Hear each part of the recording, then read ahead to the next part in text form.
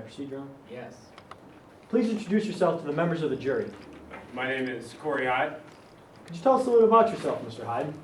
Well, initially I got a degree in philosophy from the University of Miami, but after that I decided to head out to Vegas and test my luck, but didn't end up working out for me too well, and I saw how well the casinos were doing, so I decided I wanted to get involved in the business. So then how are you involved in the casino business? I'm Avery Bancroft's executive assistant. Who is Avery Bancroft?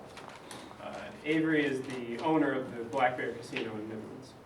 And what did your job for Avery Bancroft entail? Well, handling most of his business stuff, administrative tasks, answering the phone, scheduling meetings, things like that. I just try to make sure Avery's life runs on a well-organized calendar. So how does that involve you in today's case? Well, I was approached by an auditor from the Midlands Gambling Commission and found out that I would be helping him investigate a possible bribe. Who was this auditor? Mickey Keenan. Now could you tell us, who is Mickey Keenan? Well, I initially thought that Mr. Keenan was an auditor, but when I met with him, I found out he was an undercover police officer investigating a possible bribe between Avery and Chase Covington. So then how would you be involved in his investigation? I would just be helping him, stay involved with the interactions between Avery and Chase Covington, and just do what I normally did, really, is schedule meetings, but just make sure that he could be there. And when did you first meet Mickey Keenan? I met with him on March 2nd. Now, did Mickey Keenan ever force you to be a part of this investigation? No, it was the police that I was working with, and helping the police is the right thing to do. So then when was the first time that Mickey Keenan was a part of a meeting? The first meeting I scheduled that Mickey was present at was on March 31st.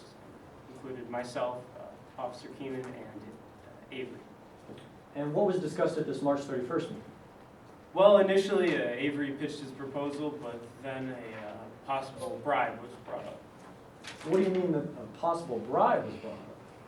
Well, I mentioned something about sweetening the pot, and then Mickey also had mentioned something about pitching more than ideas. These were clearly about a bribe. So then how did the defendant, Avery Bancroft, respond? Well, whenever a bribe was brought up, he just smiled and nodded, and at one point he said, "We'll talk about that later." Did you end up talking about this later? Yes, we had another meeting on April 13th. And who was present at that meeting? This was again myself, Mr. Keenan, Avery, but then Chase Covington would be joining us. Did you have to contact Chase Covington in order to get into that meeting? Yes, I called her office on April 5th to set up the meeting. And how do you know Chase Covington? Ms. Covington is the chair of the Midlands Gambling Commission, one of the 3 votes we needed for Avery's proposal to go through. So what happened when you called Ms. Covington's office on the 5th? Well, it was strange. Usually her assistant, Denise, answers the phone, but she actually picked up herself and she said, Bancroft. Objection to hearsay. To which statements particularly? The statements of Ms. Covington. Do a response, counselor? Yes, Your Honor. These statements are not hearsay as they fall under Rule 801D2E, statements by a party opponent's co-conspirator. Now, if I may direct Your Honor's attention to case law State v. Owens, it states that the prosecution has the entirety of today's trial to show by a preponderance of the evidence that a conspiracy existed between the defendant, Avery Bancroft, and Chase Covington in order to execute this bribe.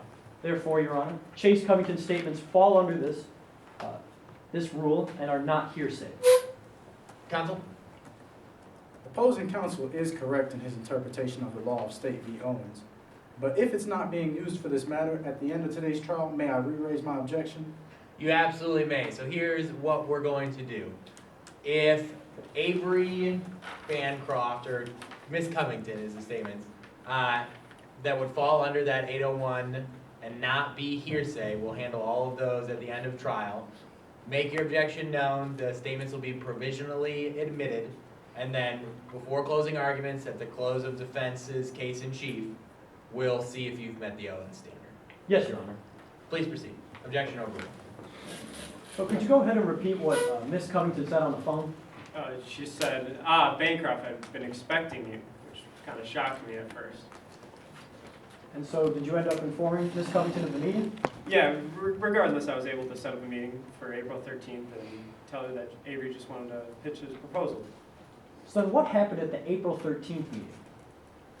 Well, at the April 13th meeting, Avery gave a similar pitch to the one he had at the March 31st meeting, but this time when Chase was there, she said, "That's all nice and good. I like a nice casino as much as anybody, but what do you have for me?" Sort of emphasizing, for me.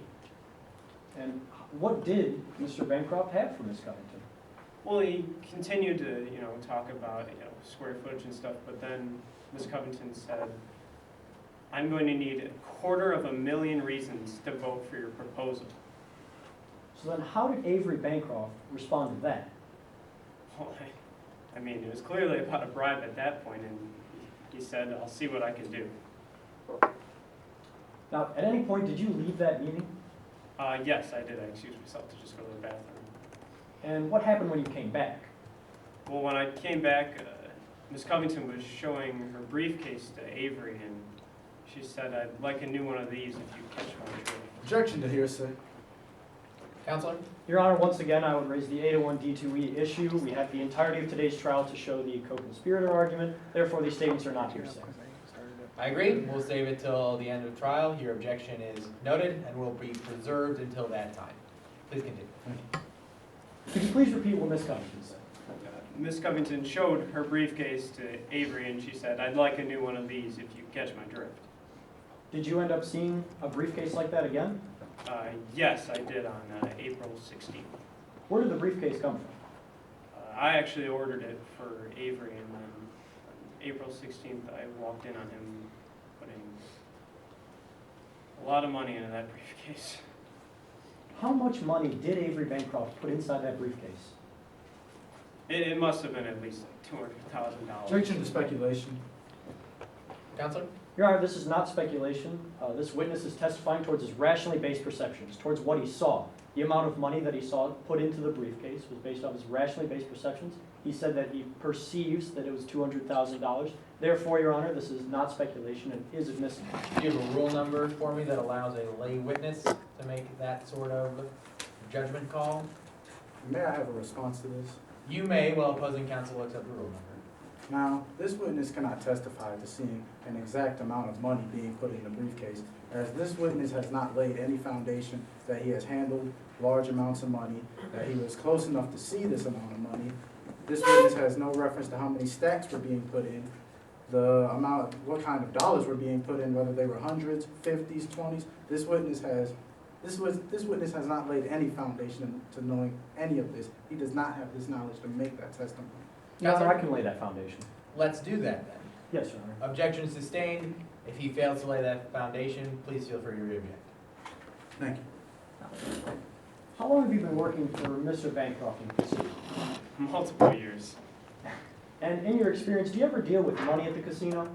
Yes, we handle money mostly in cash since it's a casino, and we put it back in the vault, and we try to keep it in stacks of $10,000 bills. Did you ever see stacks of $10,000 bills on April 16th?